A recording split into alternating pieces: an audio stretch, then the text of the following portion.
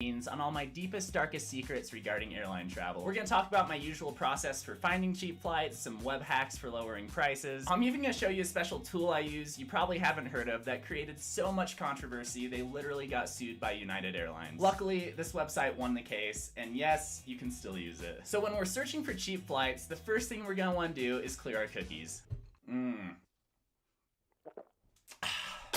And now that those are gone, we're gonna wanna delete the cookies from our web browser. Have you ever been shopping on Amazon for a standard household item like, say, a harness for your chicken? And then the next day you get YouTube ads for chicken. A few years ago, I left America for good and moved straight to Bangkok, Thailand.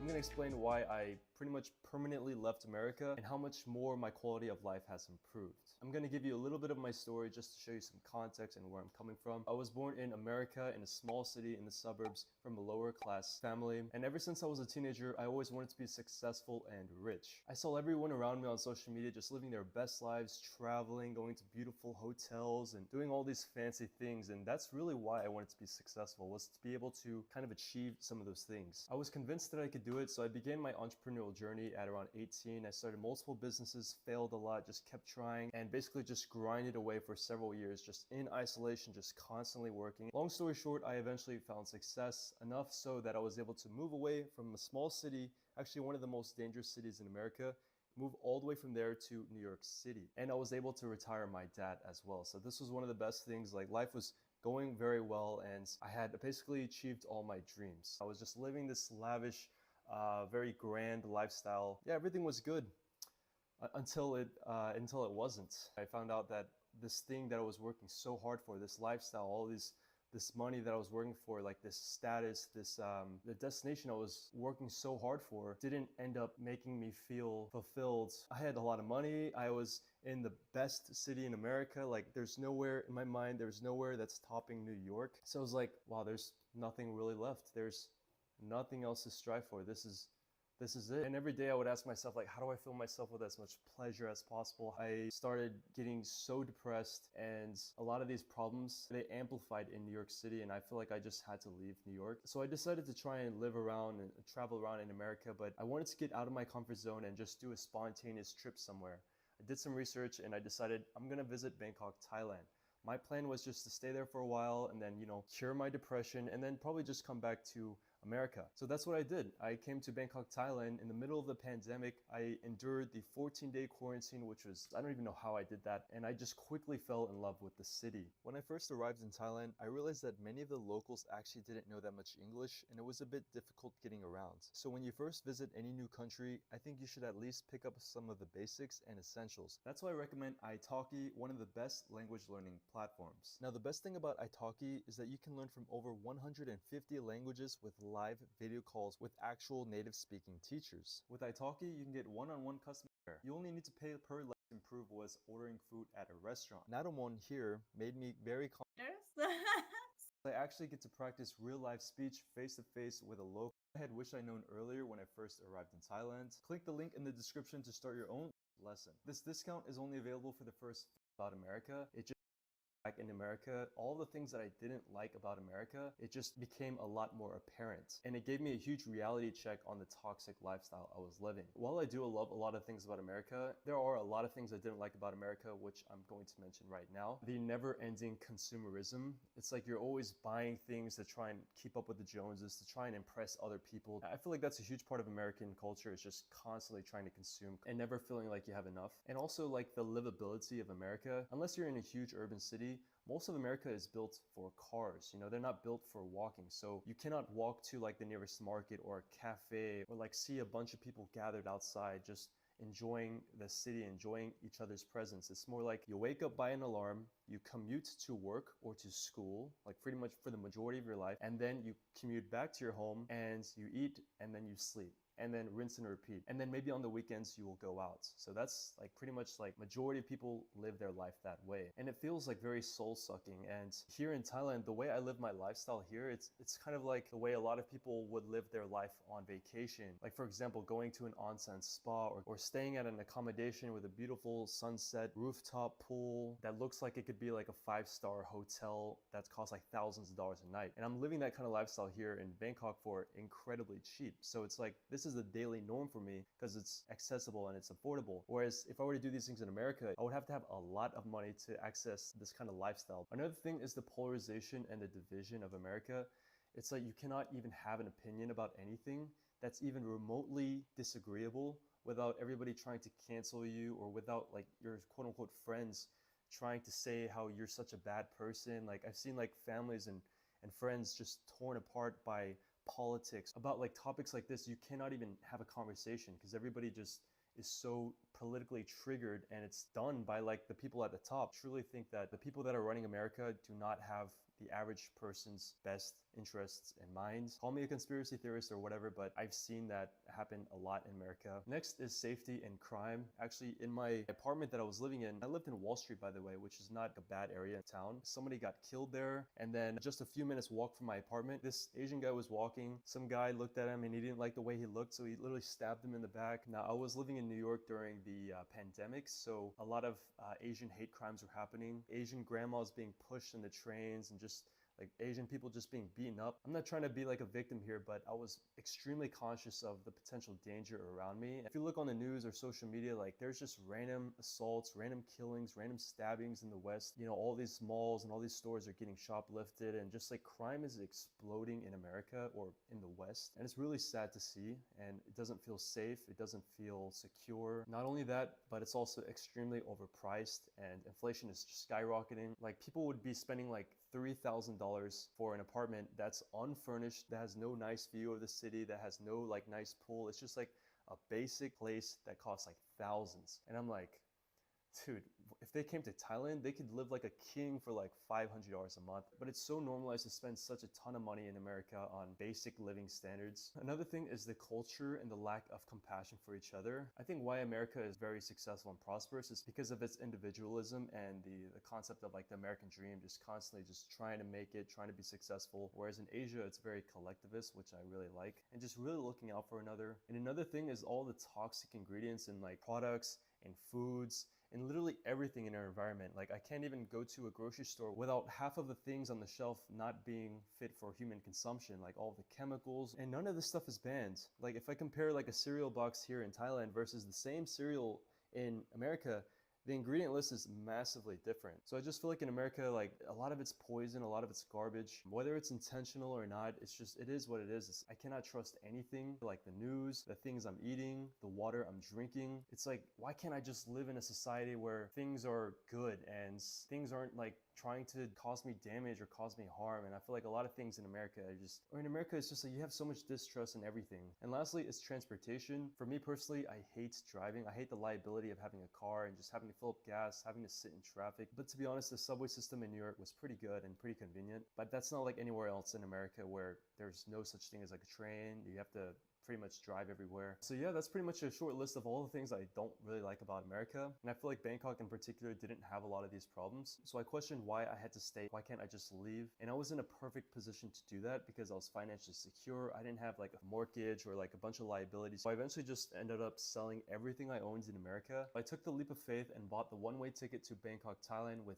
2 backpacks, and the rest has been history. I've essentially been here for about 3 years, and I absolutely love everything about living here in Thailand. I've got a great girlfriend, which you might often see on my channel. I have a great community. I have a healthy balance between work and play and social and just self-care and all of those things. I'm able to save a lot of money and also have a better quality of life, and spending only like $2,000 a month to live like a very, very comfortable lifestyle here compared to America, where you can't even really get by with $2,000 a month, let alone live comfortably. And overall, everything has just improved tremendously. So the takeaway is, back then I was just constantly pursuing the idea of success and wealth, but what I was actually pursuing was freedom. Freedom to be able to travel, to experience nature, to have time, to live in a great environment. Like, these are things that you don't even need to be hugely successful or wealthy to achieve. The way I've kind of hacked it was like location arbitrage by living in Bangkok, Thailand, where I'm able to access these things for a lot cheaper while also being in a great environment. It doesn't have to be Bangkok, Thailand. It could be somewhere, wherever else in the world. Mine just happened to be Bangkok. So that's pretty much my story. I hope you enjoyed it, and let me know if you have any questions or comments, if you share any of my thoughts or any of your experiences. Connect with me on Instagram at I'm Paul Lee, and I'll see you in the next video. Thanks for watching.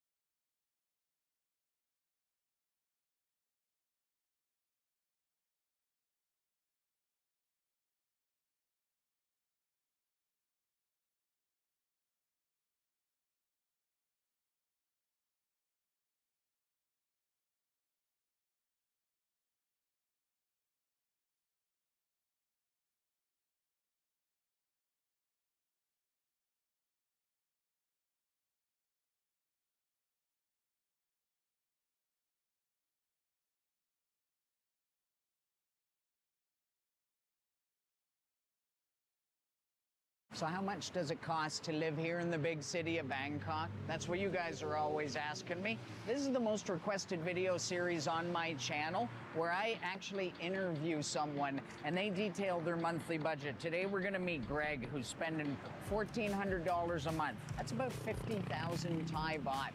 And we're gonna go through all of his expense items, all of his cost of living. I'm even gonna tour you through his condo, and you'll see exactly what type of lifestyle you can get on that budget. This is an inspiring guy, so I wore this shirt. You only get so many trips around the sun, so make them count. Words to live by. And by the way, the Thailand Lovers Christmas merch store is gonna close in a few days. thailandmerch.com, 28 amazing items. Go check it out. Let's go meet Greg and see what type of life he's got here.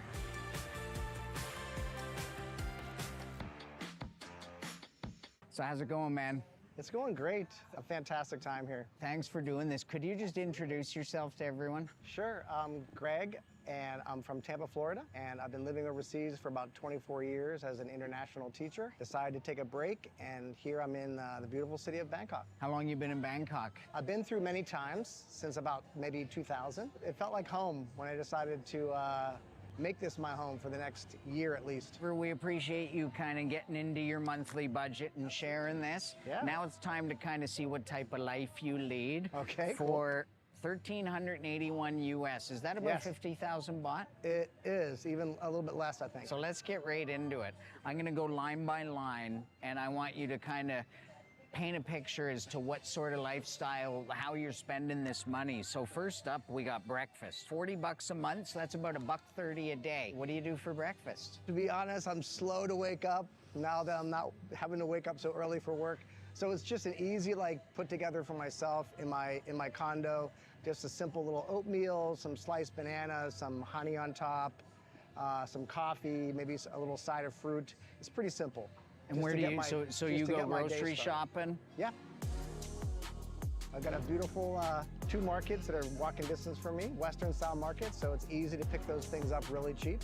And so breakfast is at home? Normally at home. To treat myself maybe once a week, I will go into Prampong. There's a vegetarian place that puts together a really super nice breakfast. They serve it all day long. It's vegan. Give it a shout out for the vegans out there. Oh, it's eat.co. You can take the Prampong BTS stop.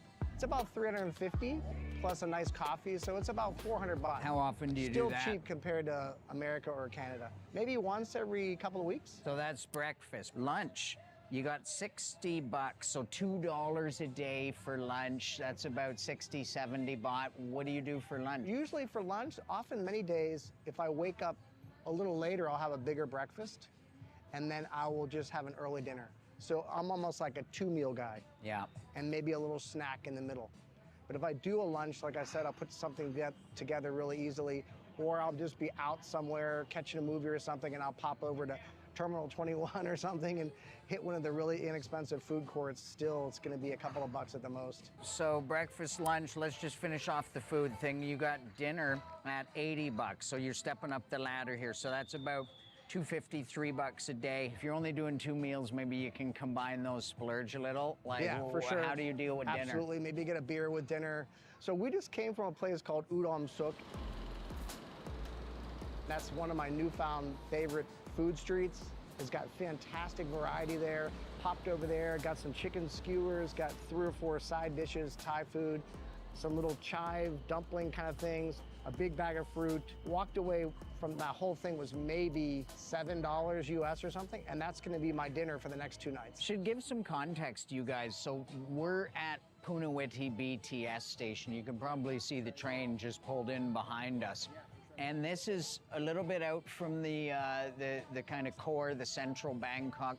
So when you're walking around the streets out here, it has a more local vibe. Absolutely. Was this something that you sought out, or was it budget driven? It was a little bit of both. Luckily, you introduced me to a really good agent here. Her name's Noi. So within a weekend, she showed me a couple of places, but I did say, here's my checklist. I don't want to be right downtown where it's super busy, lots of tourists, higher prices. I'm okay to go maybe 4, 5, 6 stops out, because I know on the train that only means 15 minutes. And it's like a world's different. Like where I live here, it's amazing. Yeah, his building's right there. We're gonna hopefully tour you through in a minute. We'll get to that. But this is Punawiti, Udom Suk, the next stop out. You're about 15 minutes to get back to central Bangkok. Absolutely, to a 15 station. minutes is if the trains are slow. Yeah. I've timed it from here to Asuk, where you live, 11 minutes. Wow. Yeah, 11 minutes, zip. Yeah, so it's like a whole other world. It And your money goes farther out here. For sure it does. I find you get a more local kind of Thai chill experience. Absolutely, Really yes. good vibes out here. Just kind of walk me through what your typical day's like living out in this neighborhood. We've got breakfast, lunch, and dinner, but what are you doing between meals? I'll be truthful. I have been working so hard as a teacher for 35 years. That means getting up at 5 o'clock in the morning, 5:15. I'm a late night guy. I like to stay up late, and I like to get up a little bit later. As a teacher, you got to follow that school schedule. So like a night hawked, and then you sleep in a little bit? A little bit, yeah, but like just going out and exploring different stops, like just going out to Prompong and like Chitlom and just beyond, like just go to a stop I've never been to, pop off, explore those kind of things. I'm really into pickleball now. I discovered that pickleball is getting really, really big here. So I've joined 3 pickleball groups, making some friends that way. After that, we'll go out to eat or maybe go get a drink somewhere usually. So it's kind of like pickleball and social combined. That's cool. And you told me you get your 10,000 steps in every day. Yep. How does that happen? Thank you for asking. So there's a really nice complex over here called True Digital Park.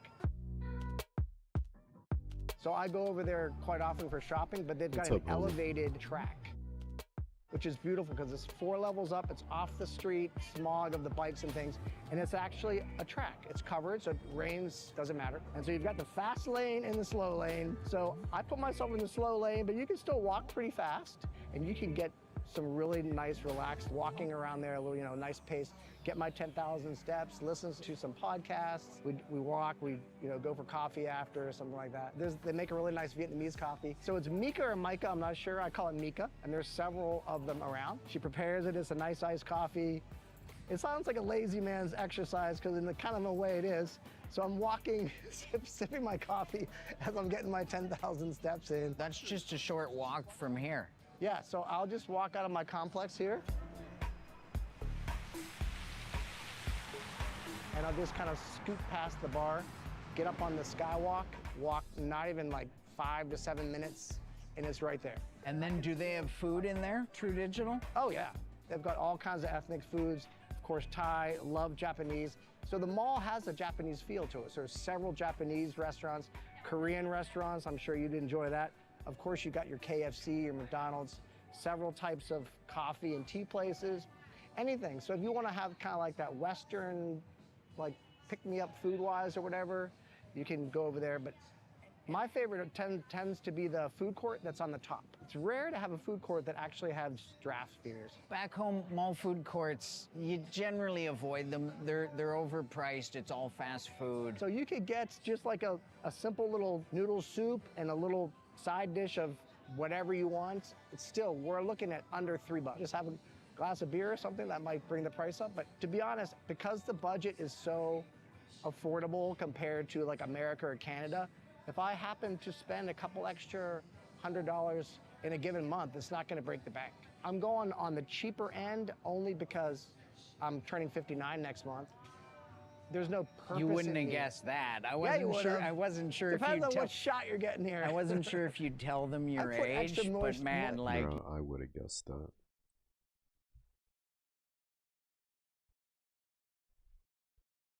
I definitely would have guessed that.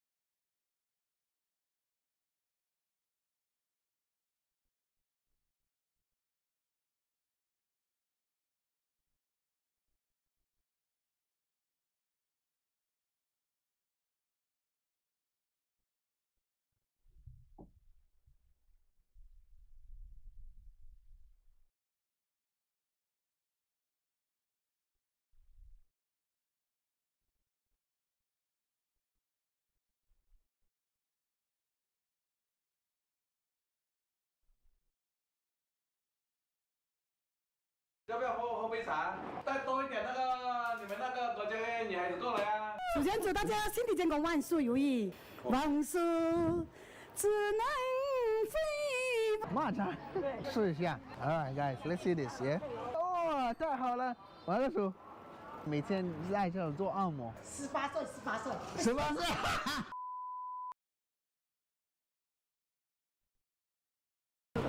What's up, guys? A beautiful day here in Shenzhen. 你好，你好。Friendly guys, so it's smoking on the street. You see what I'm saying? Guys, today I'm hitting the streets of Shenzhen, China. This is one of the suburbs that is here. And as you can see, they've got some old stores right here. The apartments looks quite different from what you see in the flashy part of Shenzhen. As you can see, there are so many food shops in China. When it comes to food, bro, like it's not a problem. You see, one is just right here. When you walk a few steps, you see another food spot, then another one, then another one. That's how it is here in China. And I see there are some small companies that are here as well. Okay, guys, see some local stores that are here. And as I said, whenever you move 1, 2, you see food everywhere. Let's get closer. Let me show you what they've got here. Oh, wow, you see this? 你好啊，这都是猪肉是不是？有没有鸡肉？鸡肉，这是鸡肉是不是？哦。这是烧鸭。烧鸭。猪脚。猪脚。对，猪脚。哦。肥肠。哦。好。好的。你好，小朋友。怎么样？不要怕，不要怕。我会说中文，不要怕。你住在哪里啊？前面啊。哦。好的。好，拜拜，说拜拜。哈哈哈。Oh, that's a tailor. 那倒不会。I remember those times to find a tailor was so hard. 你好，你是修衣服是不是？哦，好。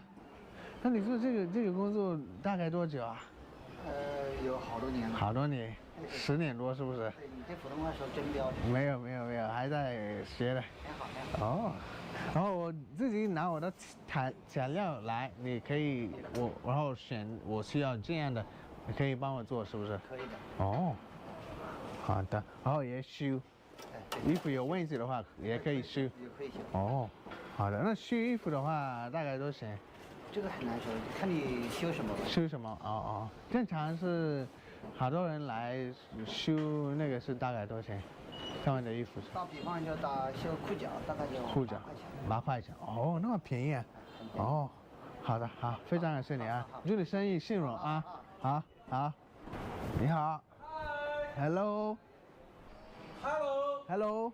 会不会说英语啊？哎呀，你普通话那么厉害呀？没有。啊？没有。你是哪个国家？我是加纳的。加纳是哪个国家？加纳是一个小国家，在非洲。好棒哦！没有。那么好啊！没有。啊？标准哦。哎呀，没有，你们是在这喝茶是不是？哦。要不要喝杯茶？哎呀，好，我试一下吧。我试一下，哎。你们啊？这也打那个鸡蛋吗？啊？鸡蛋。什么？鸡蛋。我看有鸡蛋对。有啊。哦。给他。哎呀，谢谢，哎，你们真的好热情啊，哎呀，谢谢。中国人就是这样的吗？这个茶很好喝。Hello， 对，我给我朋友们看，就是中国人怎么样，就好热情，对。带多一点那个你们那个国家的女孩子过来啊！哎呀，好，可以。今天你普通话说的很亮啊。是吗？哎呀，我感觉还没有那么标准的，还没有那么标准。哎，还有一点可以了。我还在学的，我想。你来中国多长时间了？大概5年多的。5年多对。对。现在拿了几波啊？对。是啊。几波啊？那你你说 hello 吧。你是做什么的？我是就录视频，现在不是直播，就是录视频。录视频。录视频，对。没事啊，我们平民百姓怎么录都没什么。对对对对。你说那些孩子。哎呀，谢谢你们，真的，谢谢你们。你们都是这里本地的，是不是？广东。是广东的。广东。哦。印尼的。嗯。加纳。印尼。加纳那有多少人？印尼。加纳吧。加纳。我的国家是加纳。是有地图吗？地图有，我给你们看，你来看看。多少人呢？加纳就是。你看，是一个小国家在这里。这个是不是非洲啊？这个是非洲。对，你看加纳，对，阿克拉，在这里。有可能前浪漫。对对对，哦，你们有地图，对对对。中国人热不热情啊？中国朋友，我的中国人热不热情？很热情啊，真的。你们都看看，我来这里，他们给我茶喝的，真的好热情，真的。没事没事，喝多了，谢谢叔，哎呀。来中国生活好，你会讲那个普通话？普通话，我来的时候比较难，但是我感觉你去别的，以前留学，但是现在打工的。在深圳5年啊。5年多，对。我来的时候不会说中文，然后呢，我感觉你去每个国家，你应该学他们的语言，然后可以学他们的文化啊，然后跟他们沟通啊、聊天啊，我感觉这个比较好，因为去每个国家然后不知道的或者你不会。读书的哦。我以前读书的3年，然后。在这里读过3年。对。哦。在哪里毕业的？我是在南京毕业的，然后来深圳。对。南京。嗯。说得很好。你们看不看那个足球？足球，看。不喜欢足球啊？那喜欢哪个运动啊？唱歌咯，跳舞咯。跳舞。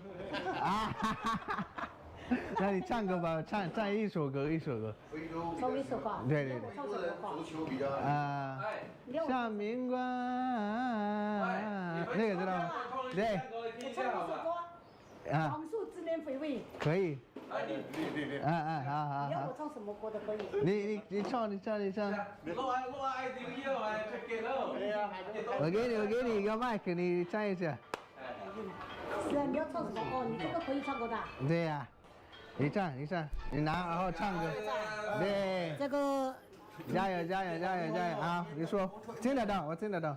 一首《王朔之年回味》。可以。送给大家。首先，谢谢。首先祝大家身体健康，万事如意。时光一逝永不回，往事只能回味。忆童年时竹马青梅。可以啊。谢谢。两小无猜也相随。真的吗？哇！